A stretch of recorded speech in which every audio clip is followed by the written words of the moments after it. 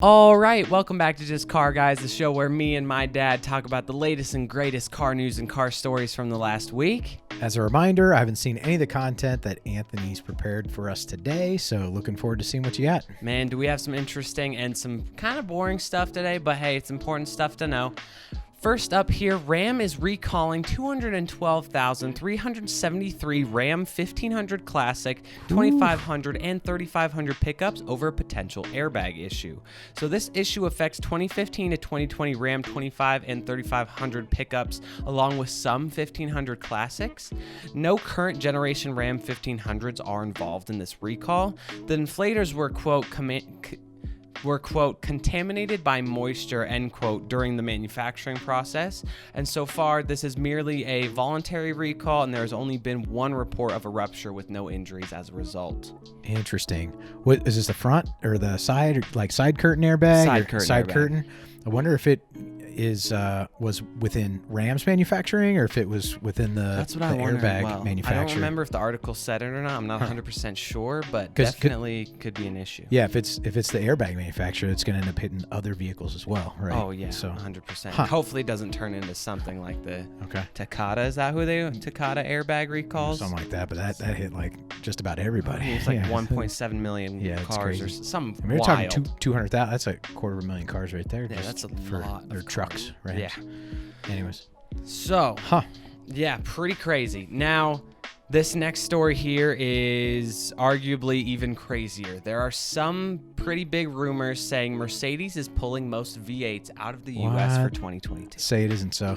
I agree with you, man. So this comes from a post on Reddit's r/cars forum, which is actually a pretty popular forum. The user in question has claimed that they owned a car dealership and provided proof of a memo they've seen, which the forum moderators have seen. Jalopnik claims to have seen it, as well as the person sharing it also shared it with Car and Driver, saying it is allegedly a communication from Mercedes Benz to its U.S. dealers. Interesting. So what it includes is the document lists 17 2022 V8 vehicles that would no longer be available to order. So this would stop the U.S. sales of the C63, the GLC 63, the E63, the GLE 580, the GLS 580, GLE 63, GLS 63, GLS 600, Maybach, G550, and G63. Those get complicated, leaving the S580 and S560 Maybach being spared per the memo. Anything that's a 63 or a 58 or a 550, except for the couple of Maybachs, which basically there's really only a couple of Maybachs anyway. Out there in general. Okay. So it is unclear. It really is. I'm not happy about it. I hope it's not true. So it is unclear the truth of this statement or whether these models will be temporarily or permanently removed. Yeah. But the text included in the post says the reasoning behind this is, quote, various global, external, and internal requirements, as well as several other factors, including but not limited to challenges in the supply chain. So, a statement Car and Driver received from Mercedes-Benz, quote, did not explicitly confirm the lineup change, but used the same language, end quote. Mercedes has not confirmed the validity of these reports, but I mean, based on all this, I'm sure it's probably true. They're talking about the, global regulations like that. Oh yeah, because I mean, the EPA, the EU, they're hitting everybody hard with by 2030 we're gonna be carbon neutral and and those things are not not even gas savers for sure. So, but that's a shame because Mercedes makes a great V8. And those things sound amazing. The bi-turbo AMG V8 is just it's awesome. Yeah. It's unfortunate. A sad day for car enthusiasts. Well, maybe they're paving the way for something new. Exactly. Right? I mean, because who knows? Maybe these aren't the best cars can get. I mean, I know that's pretty out there. But what if engines aren't the final form of pure automotive excellence? I don't know. It's hard for me. I don't know. See. It's just something I've been thinking about lately because, I mean, I don't know. Or we need to hurry up and get some other kind of, fuel. Yes, synthetic fuels. Synthetic fuel. We need Porsche. Come on, Porsche. What are you doing? Step Wake it up. Let's go. We got stuff to do. We got cars to save. I know it's in development. Hey, they're at least they can say they're developing. Yeah, you got a point there. They just need to develop a little bit faster. so that people don't start discontinuing their V8s. Yes, like this thing. Yeah, that thing's beautiful. Luckily, that wasn't on the list, but that orange is just good. Like an aggressive Tic Tac. Next here is actually an interesting update from a story we talked about a couple weeks ago. We have more updates on the case of GM suing Ford over the Blue Cruise name. Yeah. So in case you missed the story, GM is attempting to sue Ford over the name of their self-driving technology Blue Cruise because of its similarity to GM Super Cruise. Friday, August 13th, Ford said they planned on filing a request with the U.S. Patent and Trademark Office to have GM's Cruise and Super Cruise trademarks rescinded, which, first of all, is crazy that they got those trademarks in the first place. They have a trademark on Cruise. Well, it's not just Cruise, right? Yes. Super Cruise. No, just Cruise. I said Cruise and Super Cruise. They have 2 trademarks. Interesting. I don't know how they do that. Yeah, I mean, how everybody's the hell got they do cruise that? control. Yeah, you it's know, crazy. Adaptive cruise control. Exactly. Like just about every vehicle out there that has those, that's what it's called. They don't call it something else. I don't get it. Maybe they have it patented only under the automated driving cat. I don't know how that works. Maybe. To be honest. So a Ford spokesperson said the trademarks, quote, should have never been registered in the first place, end quote. And Ford made the request, quote, so the industry as a whole can freely use the word cruise to describe driver assist technology, end quote. GM also released a statement saying they are, quote, committed to vigorously defending our brands and protecting the equity our products and technology have earned over several years in the market, and that won't change. Yeah, that's fascinating. Really interesting. To Ford's point, like I'm surprised that they were allowed to get that patent. I agree. It doesn't make how sense. how it's could they be allowed to do that? We patented tires, right? And then you can't do that. Like, no, it's ridiculous. Yeah, okay. Anyway, yeah. All right. Another thing related to self-driving technology. The National Highway Traffic and Safety Administration is investigating Tesla Autopilot-related crashes with emergency vehicles. They're specifically looking at 11 crashes that have happened in 9 states, most of which are at night, and these specific incidents have resulted in 17 injuries and 1 death. So if this does turn into an official recall, it could affect 765,000 Tesla Model X, Y, 3, and S vehicles. Wow. That's interesting, though. Specifically, emergency vehicles? Yeah. At night. Yeah. Wow. Isn't that Okay. weird? It So is. this investigation is focused on Teslas that crashed at scenes where first responders were active with either autopilot or traffic-aware cruise control turned on.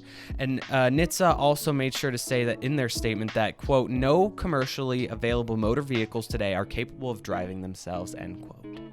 Well, it's also interesting because I don't think we're supposed to be letting them go all by themselves. So somebody really. should have maybe stepped in, And not during this. crashed into an ambulance or something. Well, they're kind of hard to see with all those lights and stuff. All the lights and reflectors and You the get in your cones eyes. with flares on the side of the road, No, that's terrible, though. It's really tragic. I mean, those It people really are out there is. trying to help. You've got a lot of people that got injured. You got somebody that died. Like, that's terrible. It Like, really is. Hopefully they get it figured out pretty quickly. Yeah, I agree 100%. Next here, again, all of these electric and self-driving things. Audi has announced we are getting a high-performance version of the 2022 e-tron and e-tron Sportback. So the models will be available this fall and will feature the Audi S badge. The regular e-tron features just 2 motors, while the S now comes with 3, the more powerful motor powering the front axle and the 2 less powerful ones powering each rear wheel. That's interesting. Okay. Yeah, it's kind of an interesting setup they have. So the platform generates a total horsepower output of 496 horsepower and a combined solid. torque output of 718 pound-feet of torque. 700 718 foot-pounds. Okay. Torque. Cool. So Audi claims this will shoot the EV from 0 to 60 in 4.3 seconds, Yeah. and it will be limited to a top speed of 130 miles per hour, which is boring.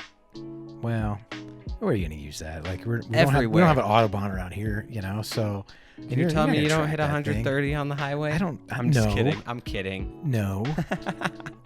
Yeah, hey, good for them. That's cool. Yeah, it's Hey, awesome. let's get some sport cool. put Get back some into platforms moving. Little S line. Yeah, exactly. So during regular driving, the Etron S defaults to rear-wheel drive, with the front motor coming in when required to give a bunch more power or increasing stability when the rear loses grip. The Etron S is capable of 208 miles on a single charge, and it will start at $85,895, and the Etron S Sportback at $88,495. Yeah. And for this kind of money, man, I'm looking at Taycan. Yeah. If I'm going like for electric. Yeah. Well, but this is much closer to like a crossover / SUV. I just the Taycan's a different. It's a car. It's got sports seats in the back. But you got a pretty big trunk in that thing. Yeah. No, I mean, don't get me wrong. The Taycan's fantastic. It's awesome. But if you think of the others in its class, what are you gonna get a Mustang, Mach-E? No. You need You mean the Model Mach-E. X? It's not a Mustang. It's a Mach-E. Model X Tesla. Model X Tesla is like what, 100 though? 100K. Yeah. That is expensive. Yeah. Y? Maybe it's a Y size. Maybe. Yeah. I don't know. It looks a little. I don't like the Sportback, to be honest. I'm not a fan. But I'm not a fan of most Sportbacks, whether electric or not. I like the interior though. Yeah. Well, Audi does a great job with the interior usually. Yeah. So it looks good. So next here is by far my favorite thing on this list, and all of you should be excited about it too. And if you're not, you're watching the wrong YouTube channel.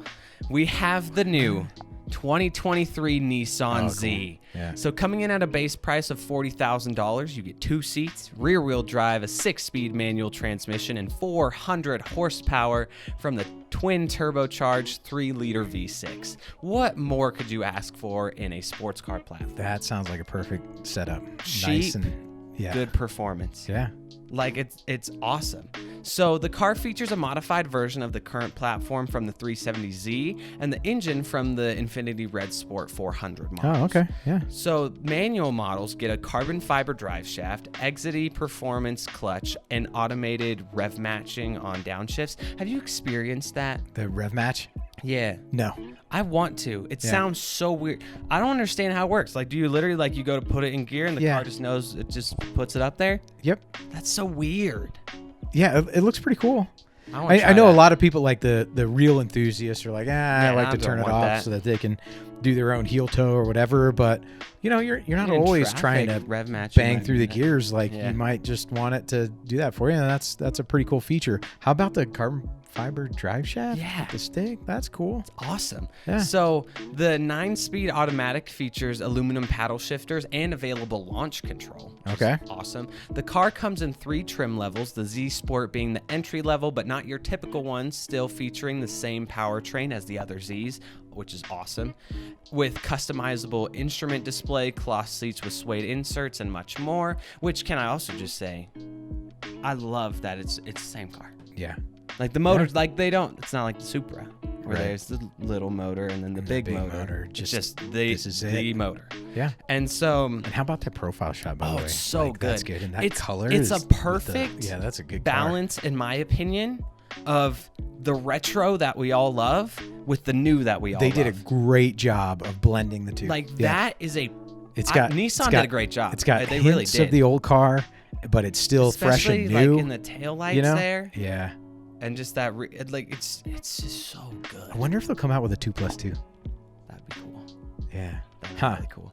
So the Z Performance models then get some interior upgrades like leather heated seats and an 8-speaker Bose stereo system. But most importantly, stiffer suspension, limited slip differential, and bigger brakes, and then a ton more things. That's cool. I like what they've done with some of the way they carry the color through the midsection of the interior. Oh, yeah, I agree. One thing that I do love about this that I'm just now noticing is the shift knob is already kind of like an aftermarket, like what everybody would change it to.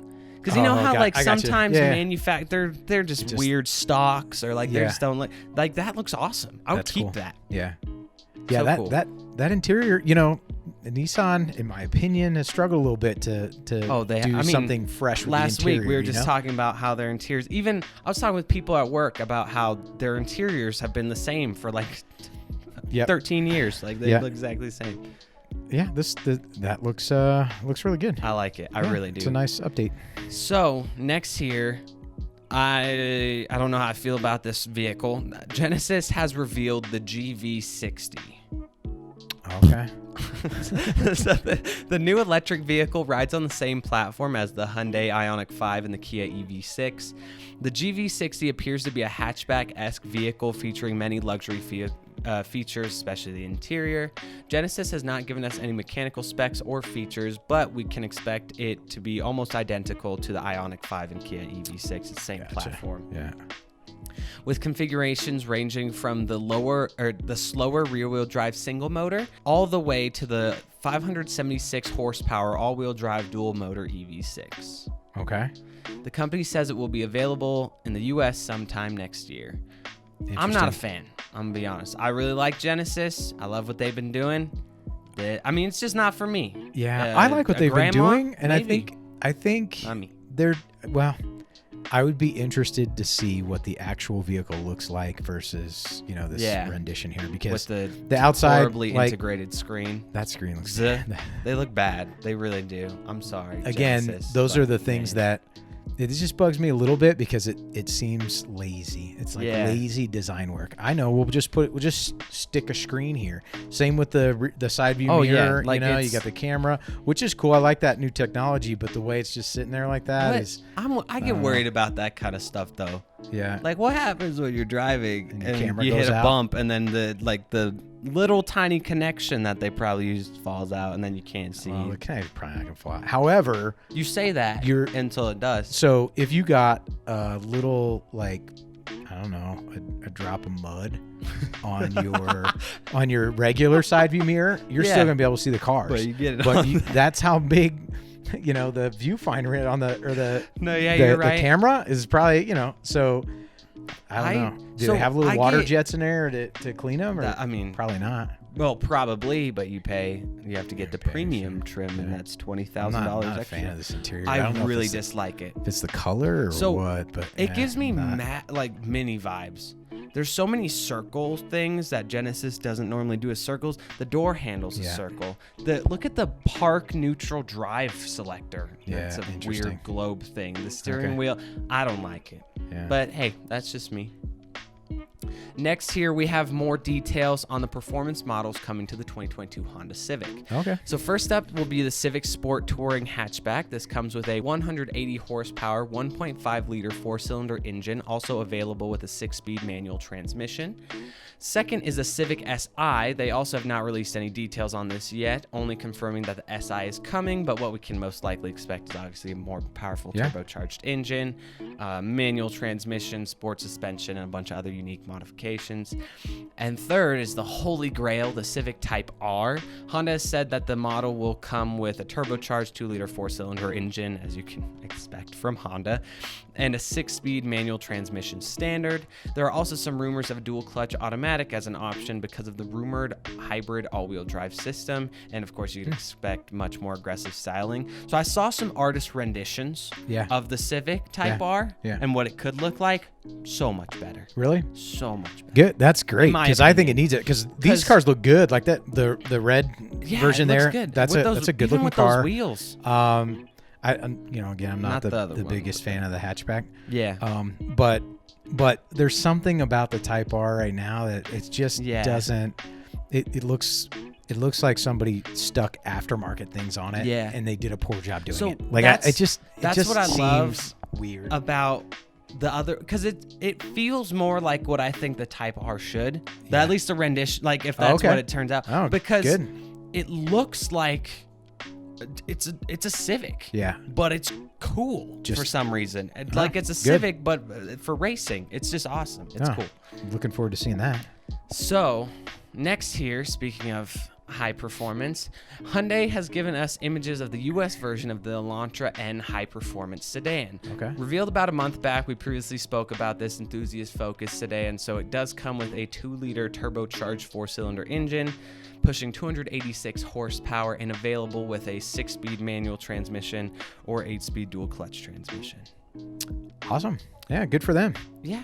Hyundai's done a great job with a lot of their stuff. This styling, it's a little bit extreme. Yeah. I'm not a huge fan of that front grille. I would have to see it in person, really. But I do like the the defined line across the doors. Yeah. You know, like I like that chiseled kind of look. I like the taillight too. Yeah. I like the bar going across the back. I know a lot of people don't. I like it. I just think it's cool. But I also like LEDs on things. I like lights. Yeah. It's done tastefully on this thing. Yeah. You know, but I like it. They made it look a little bit more muscular and, you know, more sporty, like it's supposed to. That I can't get behind those wheels. Yeah, not a big fan. They're just not. I like the symmetry of wheels and like the design. They're all over. They're just spider web. Yeah, they're average. As you may have been previously concerned with, especially with the news from Mercedes, is what's Aston Martin going to do? Oh, very true. So Aston Martin has confirmed they have no plans to stop selling V8s anytime soon. Thank goodness. I couldn't be happier. Yeah. So with the rumors earlier of Mercedes, of course, suspending almost all of their V8 cars, this created concern for Aston Martin. As you may know, Aston Martin uses the 4-liter AMG-built twin-turbo V8 in a majority of their current models. Car and Driver reached out to an Aston Martin spokesperson who said Aston Martin confirms that its supply of V8 engines from Aston Martin AG is not affected. Oh, that's a relief. I mean, that it really makes those cars like yeah. Well, I shouldn't say that actually. Well, it rounds out those cars because, quite frankly, look at that. I mean, it's beautiful. Awesome. They're so like extreme and yet subtle. Yeah. And just elegant. Like so those are they do such a great job with their design work and stuff. But the rumble you get from the V8, and if it's not the V8, it better be the V12. Oh, right? yeah, exactly. So glad to hear they're keeping the AMG V8. I agree. That's 100%. good. So I wonder if Mercedes is going to go like just a customer route. So they're going to pull it out of their cars so that maybe they're not going to have to worry about those issues. EPA, So my guess is they have probably stricter rules against them because of their production volume. Their scale. Yeah. So what they might do is they're going to pull them out of all their production vehicles, but they're still going to make them for Aston Martin and Pagani and all those other people who use the AMG, because a ton of cars actually use the AMG V8s. So maybe that's what because then they don't have, it's not that, they're building the engine. Right. I'm not selling the car. Right. Yeah. And then the Aston Martin, and they probably have much less strict regulations because they don't do as much volume. Just don't have the volume. They don't sell that many cars. Huh. And next here, but most certainly not least, we have some awesome new details and a sneak peek at the new 2023 Chevrolet Corvette Z06. So with minimal camouflage, you can see all the aggressive new aerodynamic options, which from reports last summer would indicate them being an active splitter and rear wing. Nice. With as well, the model appears to have carbon fiber wheels, an option speculated to be part of the Z07 package.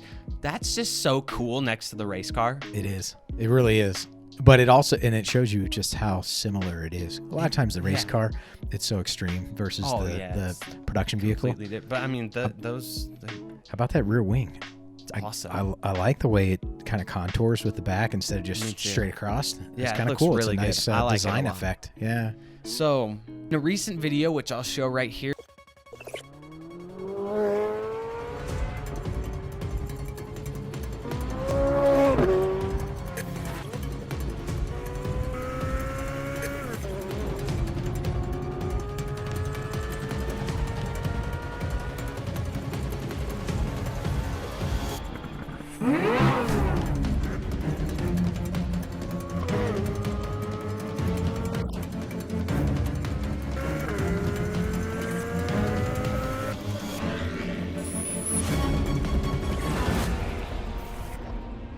Chevy has confirmed that the 2023 Chevrolet Z06 will make its official debut on October 26th.